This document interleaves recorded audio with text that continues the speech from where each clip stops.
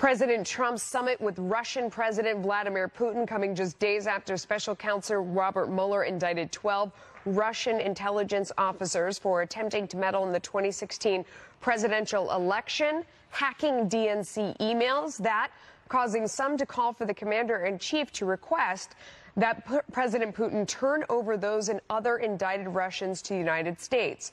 President Putin today saying that the American president did bring up the issue during their closed-door meeting and that he will look into it.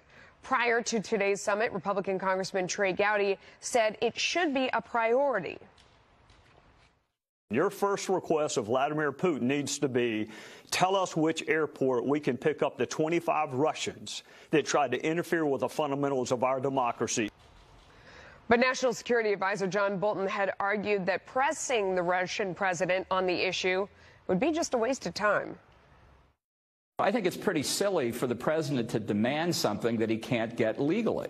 And this is a very serious matter. You know, the Russians take the position, you can like it or not like it, that their constitution forbids them to extradite Russian citizens. I think for the president to demand something that isn't going to happen puts the president in a weak position. Adrian, what do you think about that? I mean, there is a point to that, to demand something that he's not going to do and is in their constitution. Doesn't he just look weak? Look, I would say that I never thought I would agree with Trey Gowdy on something, but I couldn't agree with him more.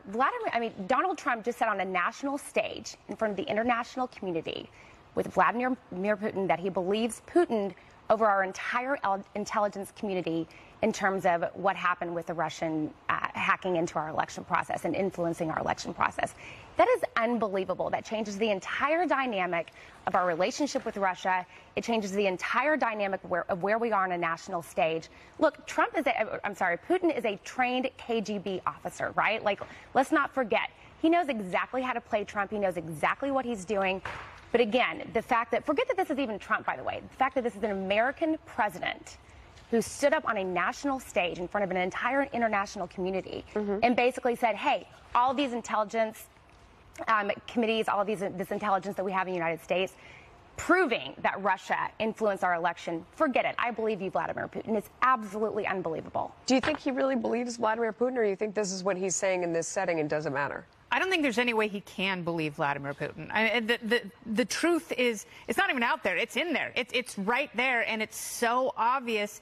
And he is corrupt. But the question is, where do we go from here? And perhaps the president is looking at a way of maximizing this moment and creating more prosperity. Russia's economy absolutely sucks. Vladimir Putin wants more money. He wants the sanctions lifted. It is this whole thing is it's propped up by cronyism and these billionaires who have enriched themselves off of Russian energy and, you know, the very few sectors that they have that are operating positively. They want more money. They want the spigot back on. The only way that Russia can screw with us is by hacking, by putting 25 people in the room. It's really the last stand that they've got. So I would like to see the president be more forceful. I would also like the president to lay out a strategy for what the United States gets from this and how we benefit. I would add this. The President of the United States, even though it drives people crazy, every time you bring up Russian hacking the election, he looks at it as it's making him illegitimate as a president. He won the election because the Russians meddled. And if he turns around and goes, yeah, you meddled, he feels as though the blowback's going to be, and I told you weren't legitimately elected. And my analogy would be, can you imagine if George Bush was asked almost every single day about his 500-vote win in Florida through his first 2 years in office? After a while, even Bush 43 would say, hey, enough already. I am the president. Every time you bring up the problem you have with Florida, you're making me look illegitimate.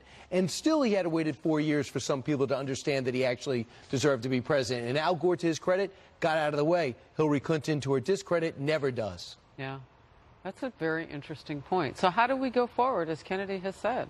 Because we need to move the ball, because they're going to mess with us again. So are China and all these other countries that want to mess with us. Can I ask you something very quickly? Why are we talking about cybersecurity? I mean, we're caught up in the histrionics and some of the most dramatic elements in the cult of personality on both sides. Why are we talking about practical solutions like cybersecurity? And, you know, if we're so curious as to how Russia compromised, tried to compromise and influence the election, why didn't the FBI take control of those DNC servers? Okay. We have a lot more to discuss, clearly, but we got